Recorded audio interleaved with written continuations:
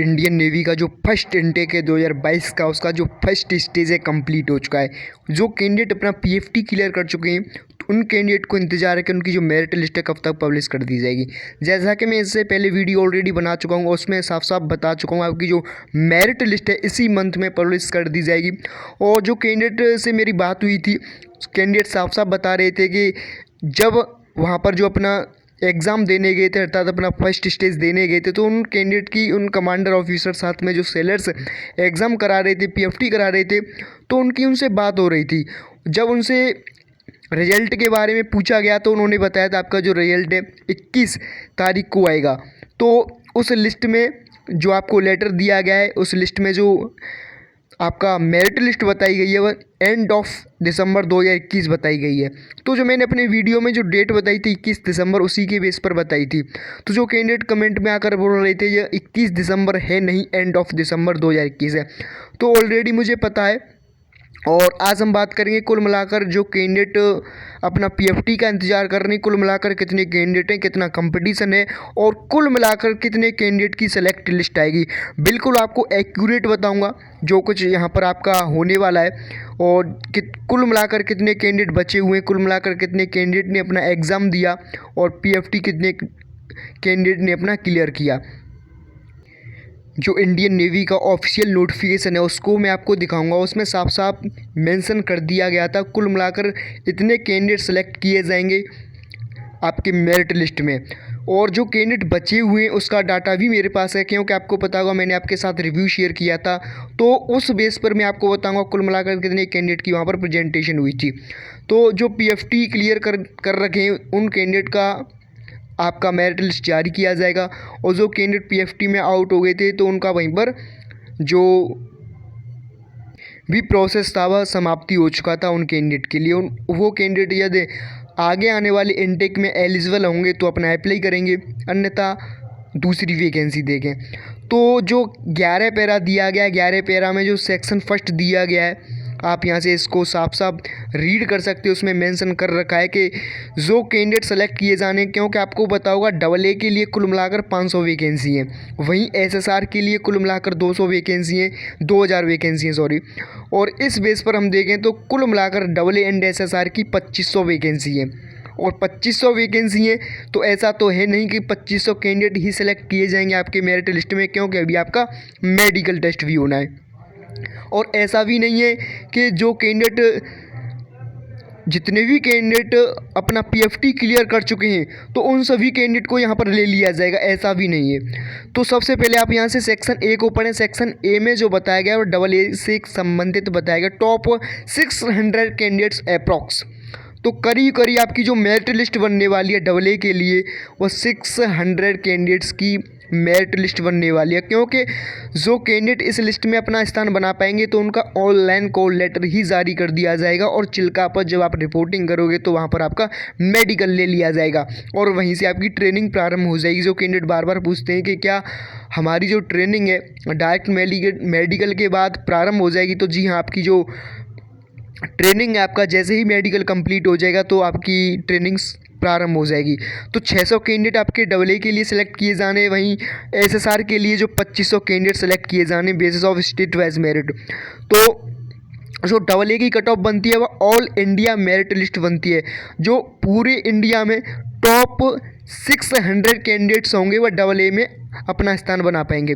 और जो कैंडिडेट अलग अलग स्थानों से बिलोंग करते हैं, अर्थात जो कोई कैंडिडेट राजस्थान से बिलोंग करता है तो उसकी अलग कट ऑफ जाएगी, जो कैंडिडेट हरियाणा से बिलोंग करता है उसकी अलग कट ऑफ जाएगी, बिहार की अलग कट ऑफ बनेगी, उत्तर प्रदेश की अलग कट ऑफ बनेगी, दिल्ली की, उत्तराखंड की। तो जितने भी स्टेट हैं उनकी सभी की अलग अलग कट ऑफ बनने वाली है SSR के लिए। तो अप्रॉक्सीमेटली आपके 2500 कैंडिडेट्स सेलेक्ट किए जाएंगे आपका जब फाइनल मेरिट लिस्ट जारी कर दिया जाएगा, अर्थात इसी मंथ में। तो आप यहाँ से देख सकते हैं 2500 कैंडिडेट तो SSR के लिए जा रहे हैं और 600 कैंडिडेट आपके AA के लिए जा रहे हैं। तो कुल मिलाकर जो लिस्ट आनी है वो 3100 कैंडिडेट्स की आनी है अप्रॉक्स। 3100 से 3200 कैंडिडेट्स की मेरिट लिस्ट पब्लिश की जाएगी इंडियन नेवी द्वारा, 3100 से 3200 कैंडिडेट की मेरिट लिस्ट।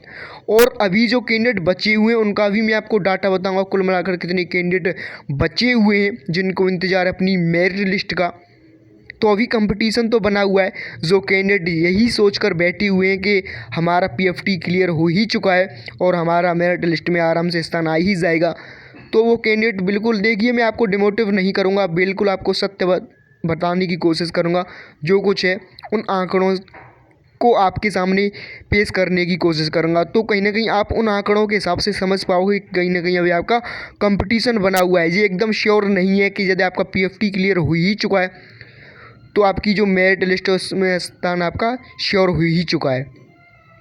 तो जब मैंने कैंडिडेट से रिव्यू लिए, क्योंकि आपको पता होगा इंडियन नेवी का जो ऑफिशियल नोटिफिकेशन था उसमें साफ साफ मेंशन कर दिया गया था अप्रॉक्सीमेटली 10,000 कैंडिडेट आपके सेलेक्ट किए जाएंगे रिटन एग्ज़ाम के लिए। तो जब मैंने कैंडिडेट, आपको पता होगा 5 दिन आपका एग्ज़ाम चला था, तो उन 5 दिनों के दौरान जो भी कैंडिडेट ने मेरे साथ अपना रिव्यू शेयर किया, तो उसमें क्या था कि किसी दिन आपका 64 कैंडिडेट प्रेजेंट थे 100 कैंडिडेट्स में से, क्योंकि एक दिन में वह 3 बैच चला रहे थे, अर्थात एक दिन में 3 टाइमिंग थी रिपोर्टिंग की।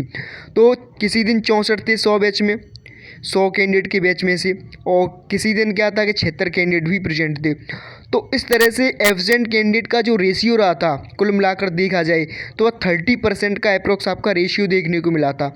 तो उस हिसाब से हम देखें तो करीब करीब आपके 7,000 कैंडिडेट ने अपना रिटन एग्ज़ाम दिया था, अर्थात अपना जो एग्ज़ाम देने गए थे अप्रॉक्स 7,000 कैंडिडेट अपना एग्ज़ाम देने गए थे।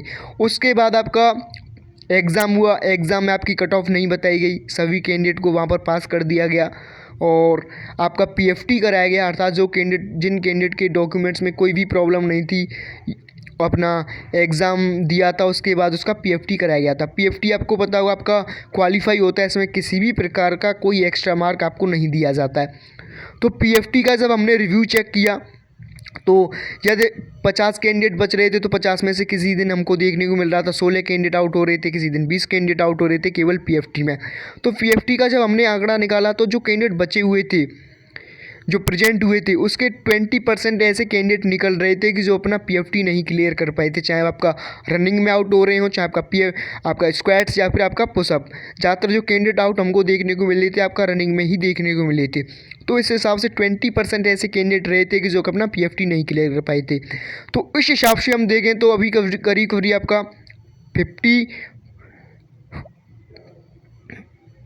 500 ऐसे कैंडिडेट हैं जो कि अभी अपना मेरिट लिस्ट का इंतज़ार कर रहे हैं। अप्रोक्स एक्सपेक्टेशन इज़ माई, तो करीब करीब 5,500 कैंडिडेट्स को इंतज़ार है अपनी मेरिट लिस्ट का। देखिए मैंने सब आपके पास आंकड़े पेश कर दिए, जिस तरीके से था सब कुछ आपको बताया, और इसमें किसी भी प्रकार की कोई और गलती रह गई हो तो आप भी कमेंट में बता सकते हैं, ऐसा नहीं है ऐसा हो सकता है। और कुल मिलाकर जो वैकेंसी आपको मैंने बता ही दी हैं, और एसएसआर के लिए कुल मिलाकर कितने कैंडिडेट सेलेक्ट किए जाएंगे, AA के लिए कुल मिलाकर कितने कैंडिडेट सेलेक्ट किए जाएंगे वो भी ऑलरेडी मैं आपको बता ही चुका हूँ।